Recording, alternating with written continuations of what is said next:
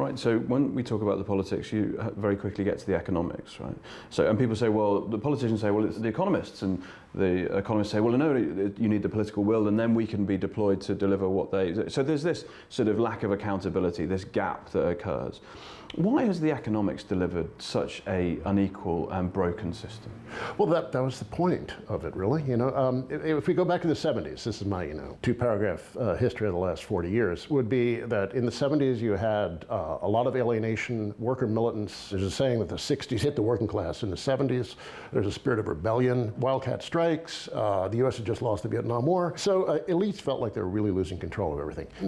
The problem was inflation, but I think part of what they meant by inflation was that sense of a loss of control, that things were just slipping off their moorings. So by the end of the 70s, you had business really mobilize and pushed for Volcker at the Federal Reserve, then Reagan to become president. And Volcker created this deep recession. Reagan busted the air traffic controllers union and broke labor and started slashing away at social spending, cut taxes for rich people. And this successfully prosecuted class war from above. It worked quite well from their point of view for several decades. Money just kept flowing upwards. The financial markets grew and grew and grew. The stock market kept making new highs. Corporate profits were took a while to take off, but by the 90s, corporate profits were zooming, and just a massive upward redistribution of income was underway to levels we hadn't seen in the United States since the late 19th, early 20th century. And that's even gotten more intense since the financial crisis of 2008, which you thought might have broken it, but no, it's, we've gotten back to that model.